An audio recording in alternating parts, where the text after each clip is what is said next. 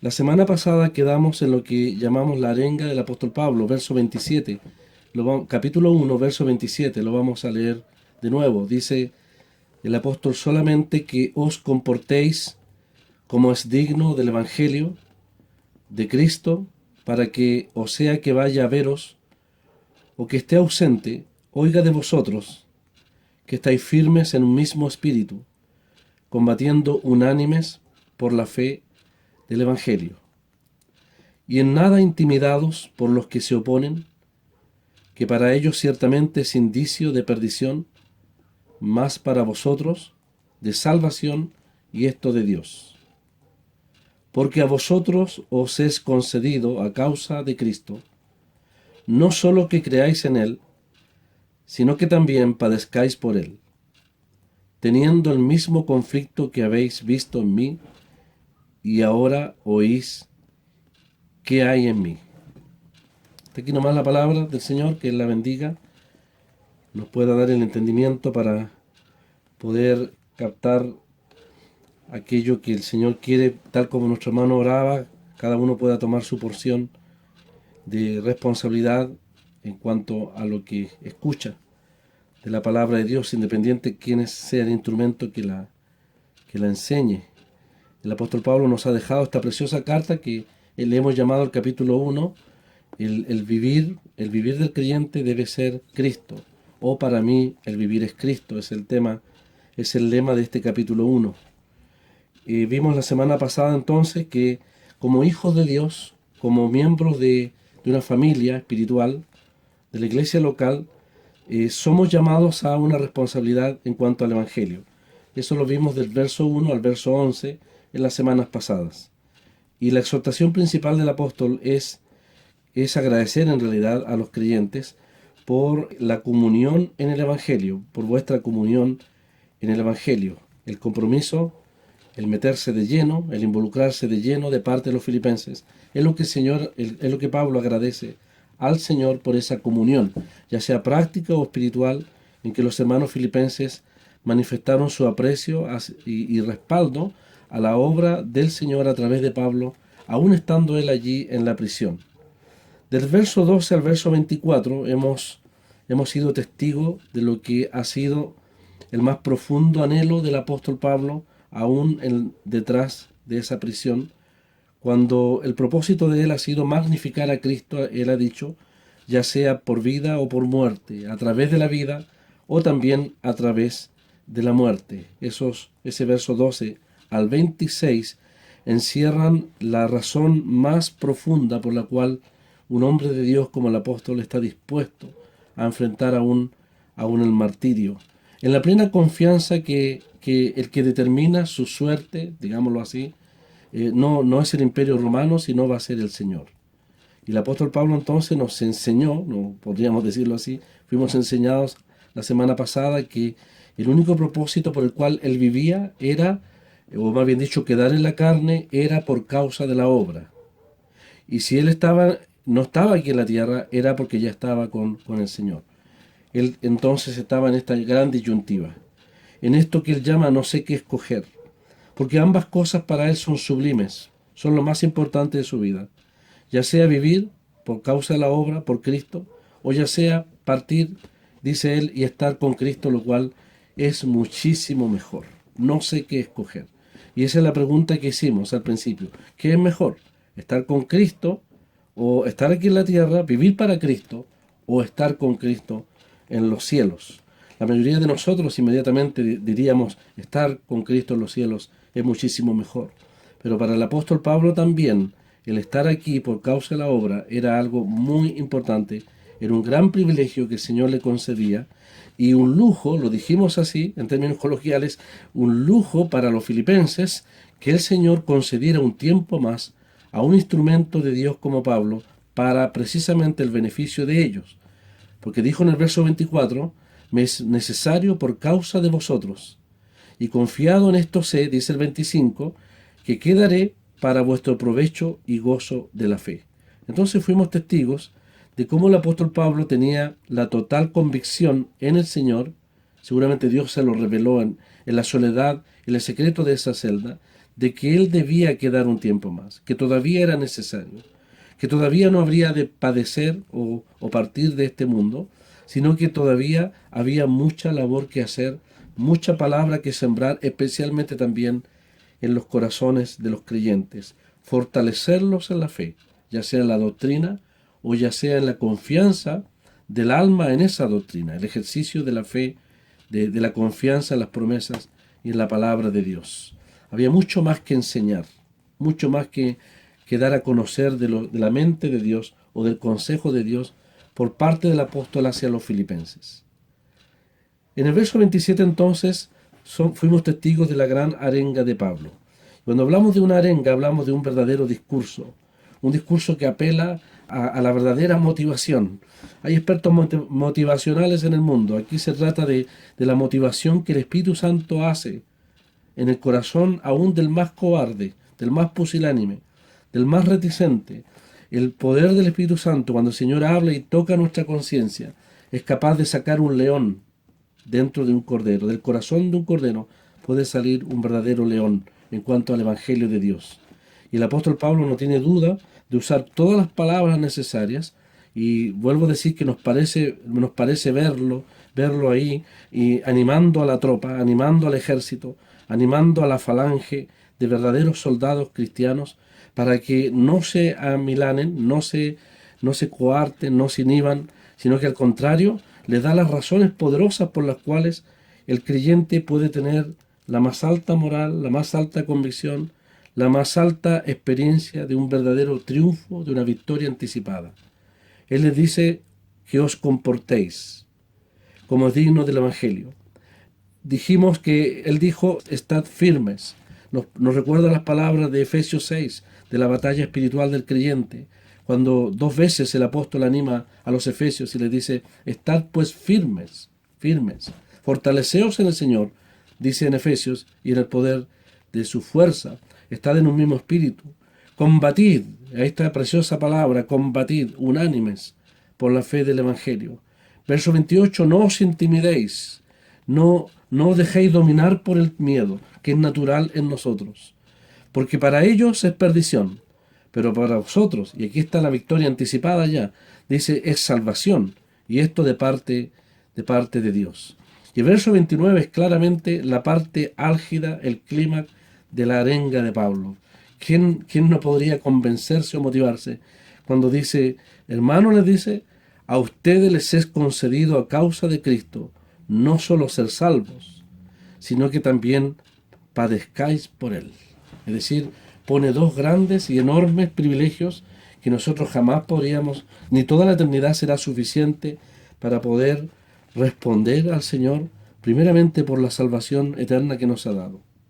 Y mucho más será posible poder responder al Señor como Él se lo merece, a esa gracia, el hecho de que nos conceda el alto privilegio que pocos tienen en el mundo, que solamente los cristianos tenemos, y no todos los cristianos, sino aquellos que se les concede padecer por causa del Señor Jesucristo. Una vez ese predicador Spurgeon, en una reunión de jóvenes, se cuenta, dijo a los jóvenes que si ellos tuviesen tan solo la conciencia de la alta dignidad, del alto privilegio que es servir a una persona como Jesucristo, muchos jóvenes correrían a los pies, se echarían a los pies del Señor, pidiendo tan solo una oportunidad de servicio para su gloria. Aún Juan el Bautista comprendió eso al principio de su ministerio. Yo no soy digno, dice. O en otras palabras, quiso decir, la más alta dignidad que se me ha concedido es atar o desatar como un esclavo, postrado ante los pies del Señor, la correa de su calzado. Por lo tanto, Pablo pone frente a nosotros el gran hecho de nuestra salvación eterna y el gran privilegio de nuestro servicio a un ser tan grande, tan magno, tan alto, tan digno como la persona del Señor Jesús. ¿No les parece, hermanos, entonces que esta es una gran arenga, que por la debilidad o la pobreza del que habla, quisiese poder representársela, quisiese poder graficarla, quisiésemos estar ahí visiblemente viendo el espíritu con que el apóstol escribió estas palabras para motivar espiritualmente a los hermanos a no intimidarse en cuanto al Evangelio? Pareciera ser que este texto debiera ser colgado en la pared de donde nuestra vista siempre está presente, para recordar diariamente nuestro alto privilegio y la necesidad entonces, como dice el verso 27, de actuar dignamente como el Señor realmente lo merece en cada uno de nosotros. Dice que os comportéis como es digno del Evangelio de Cristo. Y esta expresión, comportarse, tiene que ver, por supuesto, con la dignidad de un ciudadano. Se dice que los filipenses, muchos de ellos, siendo una colonia romana, muchos de ellos, siendo griegos, estaban sujetos a las leyes de otro país, del Imperio Romano. Por lo tanto, se sujetaban a la ley greco-romana. Y aunque eran ciudadanos griegos, estaban en un ámbito que quizás no era el de su ciudadanía, pero aún así respetaban y se sujetaban a las leyes del Imperio Romano. Actuaban como es digno de un ciudadano romano. A Pablo se le dijo, un soldado dijo, yo pagué un alto precio por esta ciudadanía. Pero Pablo dijo, yo la tengo de nacimiento. Por lo tanto, nosotros somos hijos de Dios por nacimiento. Aunque también nuestra ciudadanía fue comprada por la sangre de Cristo. Así que los filipenses tenían un alto privilegio de ser ciudadanos romanos, en lo que era el imperio más grande. Y obviamente se esperaba de ellos un andar digno, consecuente, a la altura, que corresponda realmente al privilegio y dignidad que se les concedió a ellos. No a todos se les concedía realmente ese privilegio. Y la verdad es que nosotros también somos llamados, somos parte del reino de Dios. En 2 Tesalonicenses, el apóstol dice que debemos ser tenidos por dignos del reino de Dios, por el cual asimismo padecéis. Y esa misma carta dice también que Dios dice os tenga por digno de su llamamiento. Así que somos llamados, exhortados a un andar consecuente, digno, a la altura, en primer lugar del llamamiento, el privilegio que tenemos en Cristo. Luego de este reino en el cual estamos espiritualmente, este reino rechazado en el pasado, este reino espiritual por el cual entramos a través del nuevo nacimiento y del cual somos parte y del cual disfrutaremos plenamente en la eternidad. Ahí está no solo nuestro privilegio, sino nuestra posición como hijos de Dios. Se espera entonces de los ciudadanos celestiales, en vista de que esta carta también dice que nuestra ciudadanía, y quizás nos haga bien recordar a todos los creyentes, jóvenes y viejos, que nuestra ciudadanía, nuestra política, esa es la palabra, es la misma palabra que encontramos aquí. La palabra comportarse viene de polis, viene de política, de comportamiento social, de comportamiento en una ciudad. Así también Pablo usa la misma palabra y nos dice a todos los creyentes nuestra responsabilidad con los asuntos celestiales y terrenales aquí también en la tierra, cuando dice, más vuestra ciudadanía está en los cielos, de donde también esperamos al Salvador y al Señor Jesucristo. Esa es nuestra política. Nuestra polis está en el cielo. Y el reino de Dios está en nosotros y a través de nosotros. El reino de Dios no es la iglesia, pero sí el ámbito de gobierno personal en la vida de los creyentes es el reino de Dios. Y en ese reino de Dios nosotros debemos comportarnos y nunca olvidarnos que nuestra ciudadanía está en los cielos.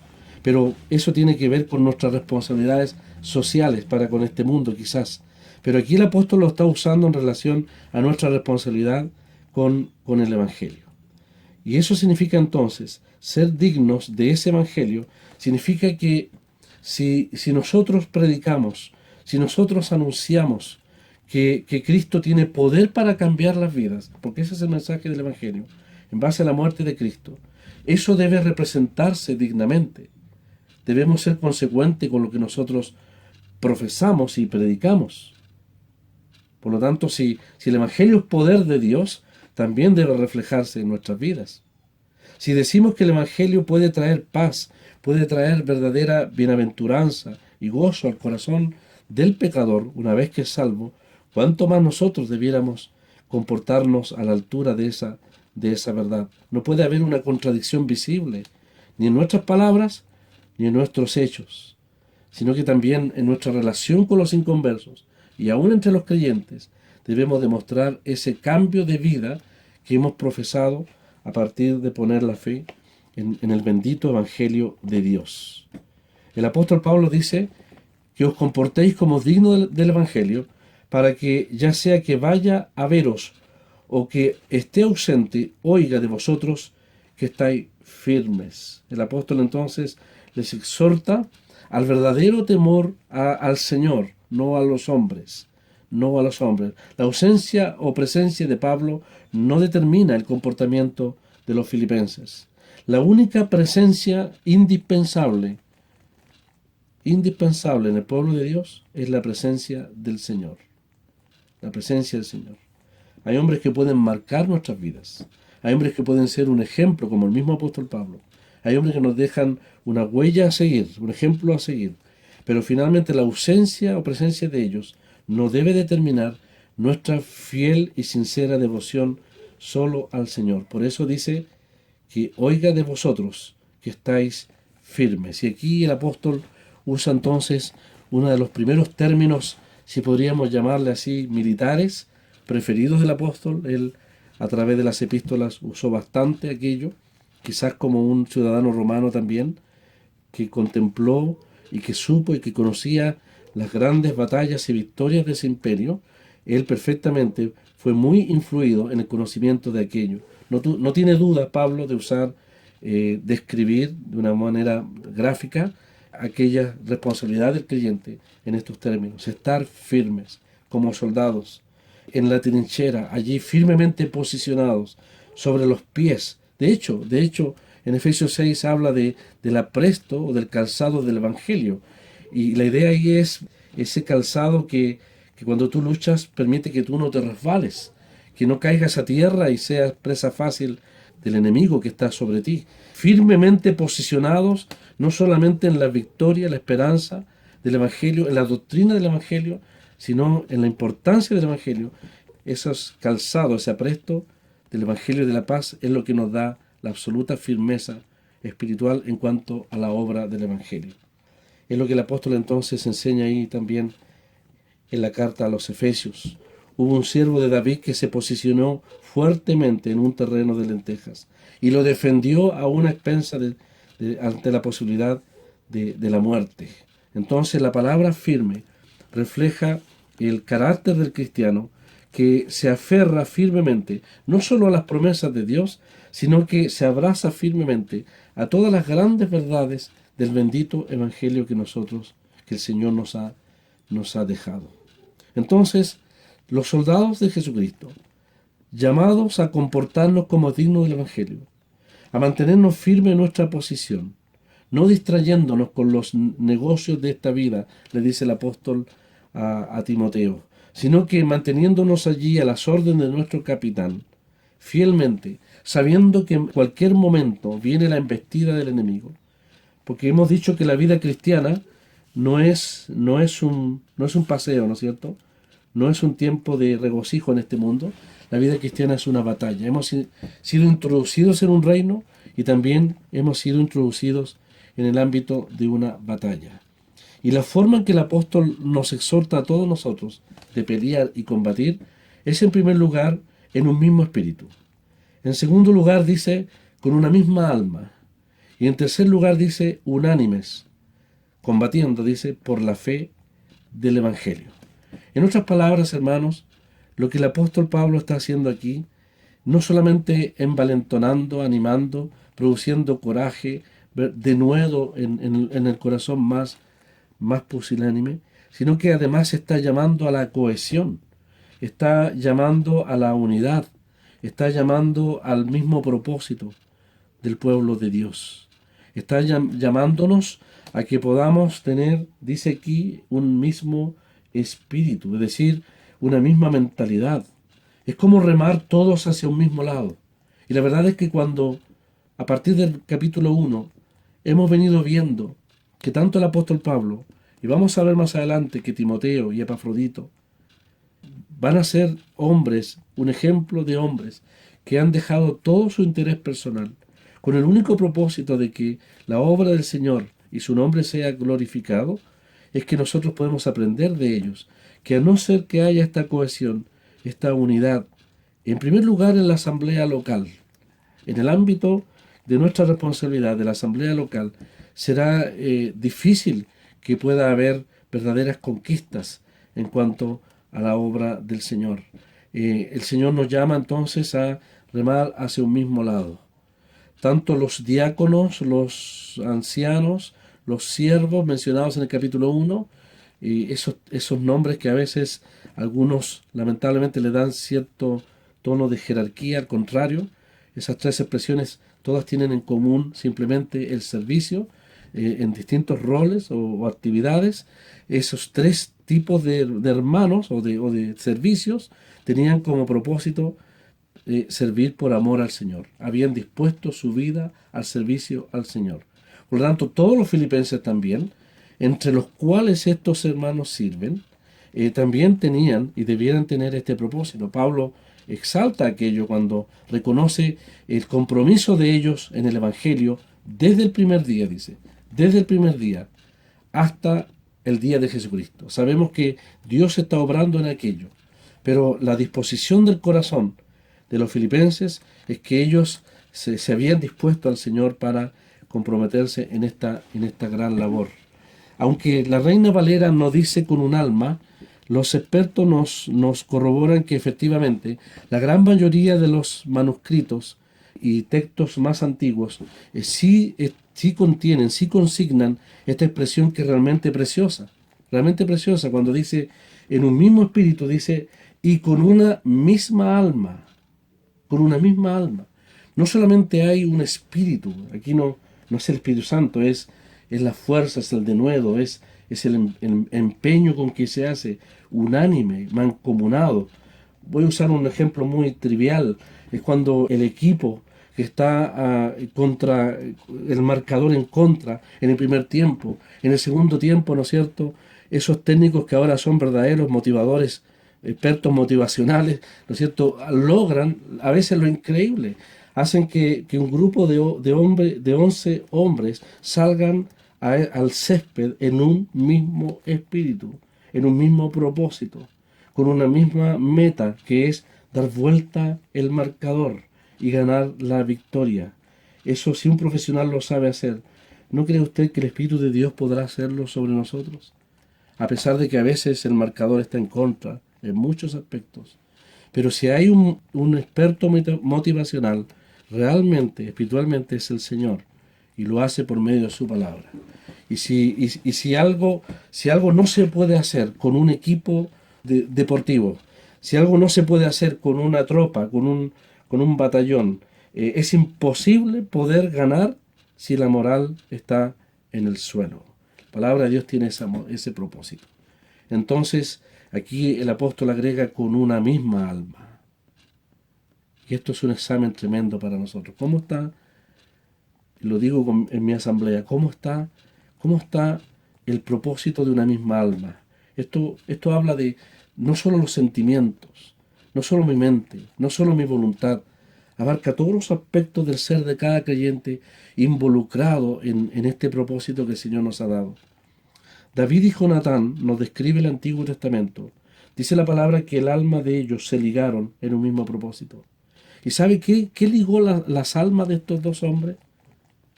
Los hombres de Dios, sin lugar a dudas. Lo que ligó sus almas es el hecho de que ambos contemplaron la victoria del Señor ahí en el valle de Ela. Jonatán ligó su alma a David porque vio en David a su Salvador. Vio un instrumento de Dios. Vio a uno que tenía como meta suprema, importante en su vida, la victoria de Dios, el nombre de Dios, la reivindicación del nombre de Dios. Esos son los grandes metas, los grandes propósitos que nos aunan y debieran aunarnos en lo que es la iglesia local y la obra del Señor en medio nuestro. Pero si los intereses van hacia otros lados, realmente esa unidad de alma se termina. Qué pena, qué tristeza que Jonatán haya decidido, haya ganado los lazos naturales y no los propósitos espirituales, como para haber sido capaz de dejar toda relación natural que le ligaba a este mundo para ir en pos del verdadero Rey. Pero sin lugar a dudas esa expresión quizás refleje lo que el Señor quiere. Y hemos dicho, hermanos, que nada en la Escritura, nada es una utopía, nada es algo irrealizable. El apóstol Pablo dice aquí que debemos luchar, combatir en un mismo espíritu, con una misma alma, y luego dice, combatiendo unánimes por la fe del Evangelio. Y la expresión combatiendo unánimes se entiende que es una sola palabra. Y vuelvo al ejemplo de los Juegos Olímpicos, donde el equipo va representado, nadie hace lo suyo, todos van bajo una misma bandera y todos van con el propósito de alcanzar la corona. Ahora es la medalla de oro, en ese tiempo era la corona. Pero tanto el luchador y cada disciplina en el equipo tenía un solo propósito, poder ganar. Yo no sé si los Juegos Olímpicos tenían representantes de distintas provincias, pero si había una provincia de Macedonia, y llevaba a sus representantes era para ganar, era para lograr la victoria. Había que combatir unánimes, dice aquí. Eso es contender juntamente para lograr el objetivo. Entonces todos luchaban con esa misma meta. Y dice la palabra aquí que debe ser realmente unánimes. Esto significa, si bien es cierto, se puede describir como una misma alma, se describe también como el propósito de un solo equipo que va hacia una sola meta. En este caso, la honra del Señor, la gloria del Señor, la proclamación del Evangelio, la salvación de las almas, y por qué no decirlo también, el beneficio espiritual del pueblo de Dios.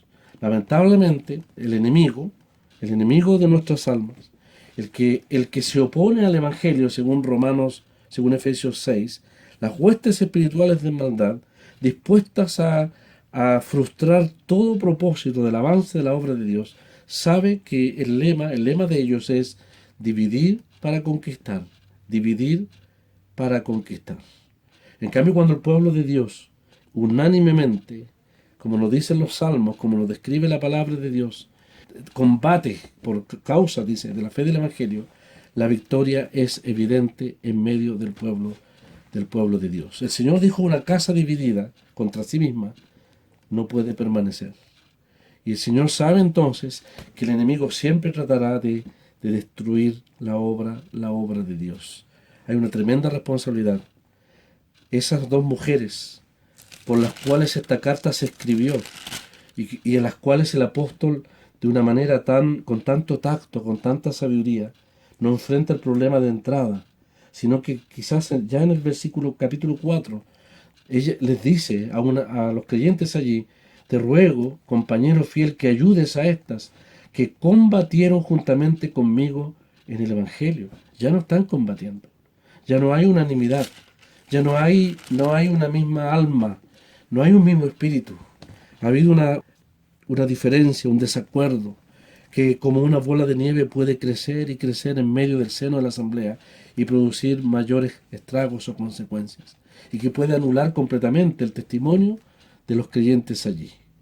Pablo sabiamente entonces en el capítulo 2 exhortará a los creyentes a cómo solucionar este problema, a no dejarlo pasar mucho tiempo, como lamentablemente nosotros lo hacemos, cuando somos testigos y sabemos de diferencias reales, a veces difíciles y amargas entre creyentes en el mismo seno de la asamblea. Es la responsabilidad, y aunque no dice aquí a los ancianos, le dice a ti, compañero fiel, en realidad todos somos responsables, todos aquellos que en alguna medida el Señor les ha dado experiencia o tienen un corazón de amor por la obra del Señor, somos responsables en solucionar estos problemas, ayudar a la mutuo arreglo, a la pacificación entre dos hermanas que estaban combatiendo. Hay dos personas que dejaron de combatir. Lo terrible sería que familias o grupos en medio de la iglesia local dejaran definitivamente de combatir. Pablo sabe, y el Señor sabe, que la cohesión, la unidad en el combate, en la lucha, es una gran arma defensiva contra el poder del enemigo. La idea entonces, estoy recordando Efesios 6, es posicionarse allí, firmemente, unánimes, sin volver atrás, nos dice la palabra. ¿Cuál fue el secreto de la victoria de ese gran general Alejandro Magno? fue simplemente la falange. ¿Y qué es lo que era la falange? Bueno, la falange era esa estrategia que él usó, que su padre concibió, de usar grupos, verdaderos bloques de 250 hombres o más, formados de una manera, en primer lugar, cohesionada, con un espacio suficiente para poder realmente resistir el embate de las fuerzas más grandes que nosotros podamos pensar. La estrategia de Alejandro no era enviar la tropa como una multitud de gente por sobre el enemigo. Era simplemente esperarlo, en bloques cohesionados, de tal manera que, aunque fuesen miles de personas y viniese una caballería grande, era casi imposible pasar una tras otra. El enemigo sabía, los enemigos de los griegos entendieron y se las rebuscaron con el tiempo para encontrar la debilidad por los costados. Y ahí donde están los débiles, o a lo mejor los desmotivados, o a lo mejor los decepcionados, o a lo mejor los enojados por tantas cosas, aún por las cosas del Señor, y por tantas cosas humanas que nosotros conocemos. Por esos flancos, por esos costados, el enemigo comienza y puede destruir una formación tan compacta, tan sólida, tan firme, tan firme. Dicen los historiadores que Darío, creo que Darío o Jerjes parece, en una de esas grandes batallas, él simplemente lanzaba los miles y miles de soldados encima de la falange griega. Aún los mismos elefantes quedaban destrozados por las astas de más de 5 metros. Imagínense era una verdadera carnicería tratar de traspasar aquellas falanges. Y un ejército muchas veces superior en número, fue totalmente derrotado. No importa cuán grande sea el poder satánico, no importa cuán grande sea el poder del enemigo. Basta que unos pocos creyentes en una iglesia local, cohesionados, como dice aquí, en un mismo espíritu, en una misma alma, combatiendo unánimes por la fe del Evangelio, podrán infringir no solamente una victoria, sino una gran derrota al poder del enemigo. La salvación de un alma es una gran derrota al poder del enemigo. Qué tremenda responsabilidad tenemos nosotros, todos los hermanos. No pongamos la vista solamente en los hermanos responsables en una asamblea. Todos somos responsables.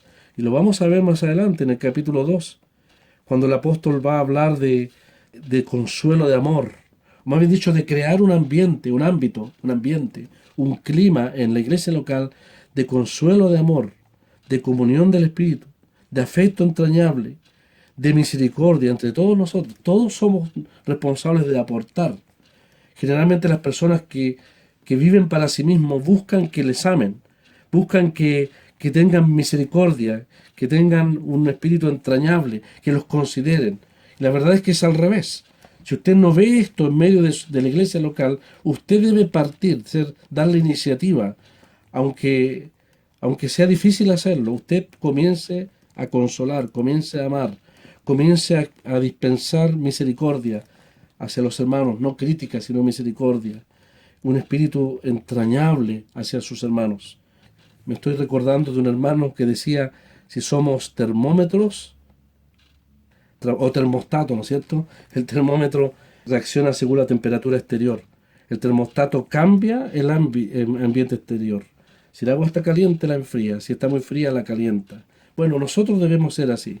Si no hay amor, como la carne se queja, y lo hemos escuchado tantas veces, aquí no hay amor, aquí no hay misericordia, aquí no hay un espíritu entrañable, aquí no está el Espíritu de Dios, etc. Normalmente los desencantados, los débiles de los contornos de la falange, espiritualmente hablando, son los que primero ven los errores. Ven lo humano en el templo de Dios y no ven el oro, ven la madera y no el oro, con que el Señor ha revestido cada tabla del tabernáculo. Nosotros somos responsables a cambiar el ámbito donde estamos. No esperemos de otros. Si hay que colaborar, hay que renunciar a nuestros propios intereses, nuestras propias razones, nuestros propios derechos, el tener la razón, etcétera, en tantas cosas, con el propósito de cohesionar, de ayudar en la unanimidad, en un mismo espíritu, en una misma alma, es la gran responsabilidad que el apóstol Pablo aquí nos deja a todos nosotros. Eso de que Satanás divide para conquistar es un triste ejemplo de lo que puede hacer aún en medio del pueblo de Dios. Pero nosotros no debemos disponernos como instrumentos del enemigo. Al contrario, como el apóstol Pablo, nuestra conducta, nuestro ejemplo, como lo dice a Timoteo, sé ejemplo en espíritu, ¿no es cierto?, etcétera, en amor, en fe, en pureza, seamos ejemplo para también animar a otros. Es el espíritu con que debemos trabajar para el Señor. Pablo sabe que tenemos una gran herencia. Habla aquí de la fe del Evangelio. Es la doctrina del Evangelio. Hermano, dice, contended, dice Judas, ardientemente por la fe del Evangelio. A Pablo se le concedió este tesoro en vaso de barro, dice. A Timoteo se le traspasó este tesoro también.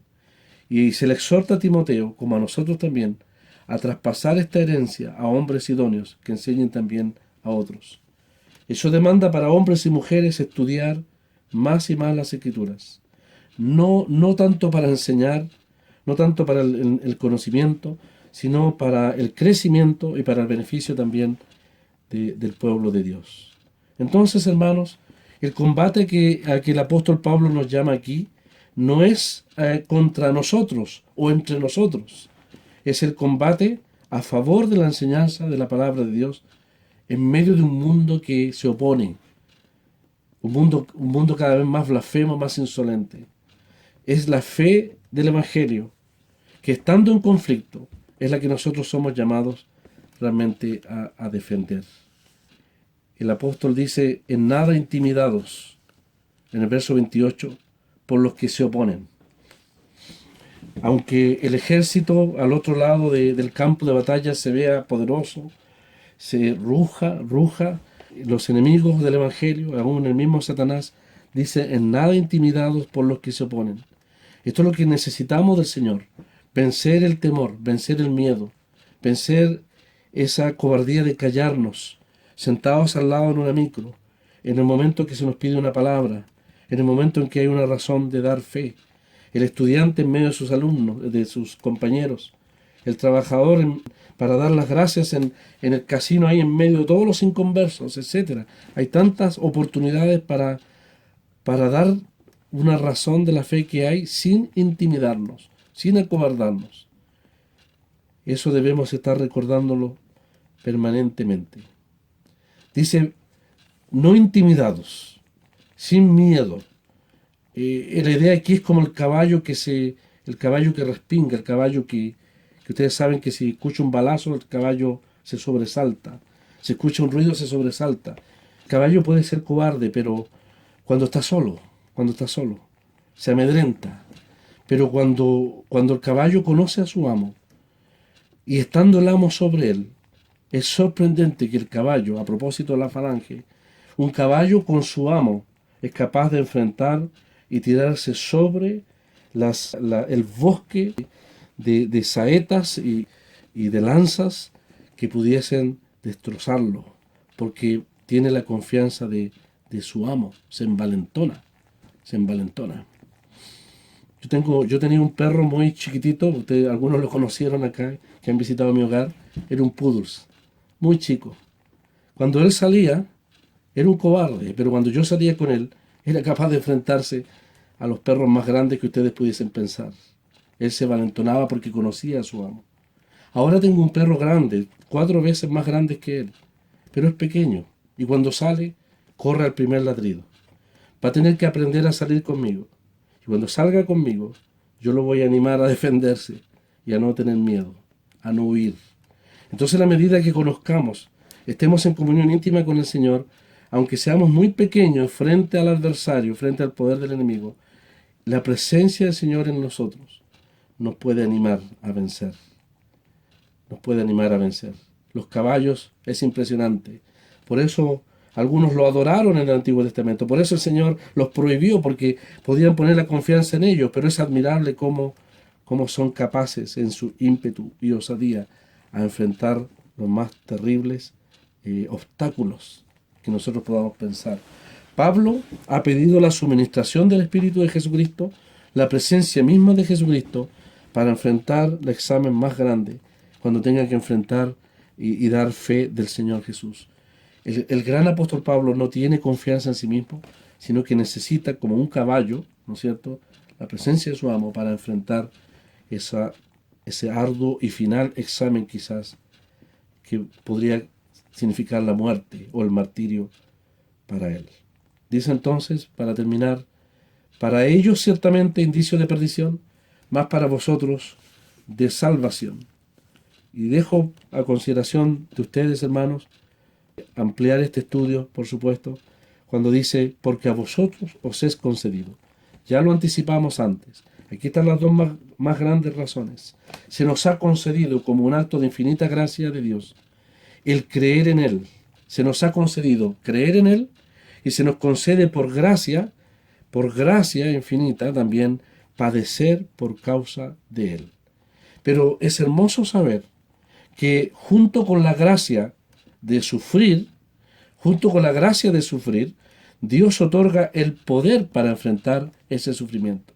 Y el apóstol Pablo sabe que va a sufrir y ya lo está haciendo. Puede que sufra el martirio, pero sabe que el Señor le va a otorgar el poder y la gracia para poder enfrentar ese sufrimiento cualquiera que sea.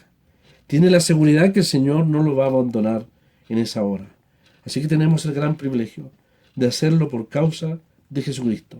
No solamente que creáis en Él, sino que también dice, padezcáis por Él.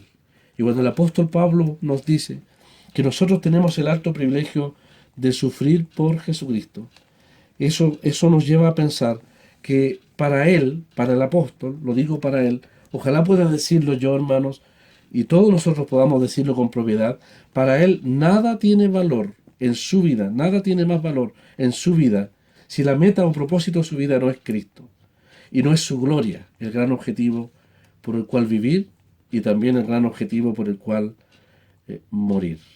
Pablo entonces nos está diciendo que llevar la cruz, es decir, el sufrimiento por causa de Cristo, es parte inherente, no podemos soslayarlo, es parte. El Señor dijo, en el mundo tendréis aflicción.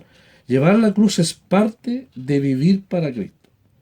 De tal manera que si alguien, algún hermano, alguno de nosotros se dispone, como dice este capítulo 1, decide, como cuando uno decide amar, decide no solo amar al Señor, sino disponer su vida para Él, tendrá que saber que vivir para Cristo va a implicar sufrimiento, va a implicar aflicción. Porque ese tipo de vida no le agrada al mundo. Porque ese tipo de vida a veces, aún entre medio de los hermanos, puede ser desconocido. Alguien que se consagra, alguien que dispone su vida completamente para Él. Es una vida totalmente que ha desplazado todas las legítimas aspiraciones terrenales por causa de honrar solamente al Señor. Entonces es un privilegio. Agonizar es la palabra que usa el apóstol. Padezcáis por Él. De la misma manera que el Señor agonizó de cara a la muerte, ahí en Getsemaní, cuando todos los sufrimientos terribles se agolpaban sobre su mirada, sobre su corazón, sobre su cuerpo, dice la palabra que Él agonizó. Y el apóstol nos dice que podemos tener el privilegio de agonizar, sufrir de una manera tan profunda y extrema, como el Señor también lo hizo. Pablo sabía que entendió que al perseguir a los cristianos, también provocaba sufrimientos al Señor.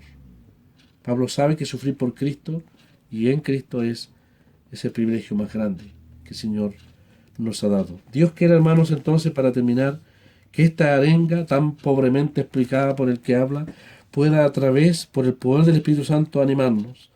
Dice, hermanos, comportaos como es digno del Evangelio. Hermanos, firmes, ni un paso atrás, dice, ni un paso atrás, firmemente posicionados. Dice, combatid unánimes, cohesión, unión, un mismo propósito, una misma alma, una misma meta, un mismo espíritu, no división, no contiendas, no intereses personales, sino una meta. Hacer uso de la concesión que se nos ha dado.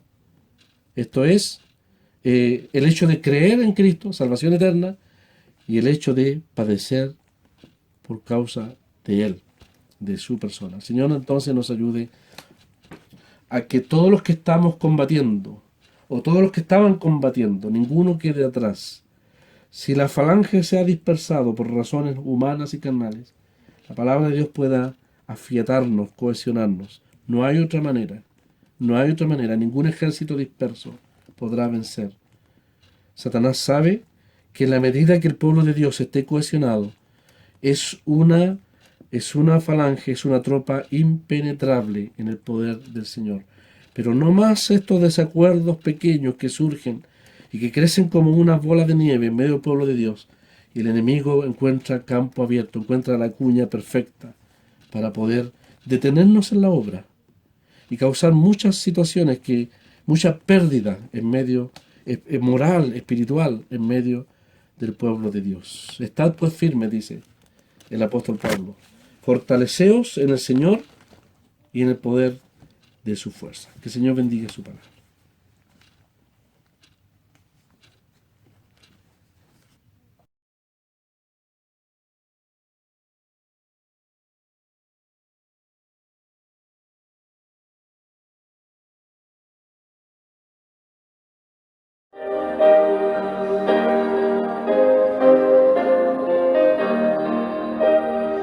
Firmes y adelantes, huestes de la fe, sin temor alguno, que Jesús nos ve, jefe soberano, Cristo al frente va, y la regia enseña, tremolando están, firmes y adelante, huestes de la fe, sin temor alguno, que Jesús nos ve. Muévese potente la iglesia de Dios, de los ya gloriosos marchamos en pos. Somos solo un cuerpo y uno es el Señor. Una la esperanza y uno nuestro amor. Firmes y adelantes, huestes de la fe, sin temor alguno, que Jesús nos ve. Tronos y coronas pueden perecer, de Jesús la iglesia constante ha de ser. Nada en contra suya prevalecerá, porque la promesa nunca faltará. Firmes y adelantes, huestes de la fe, sin temor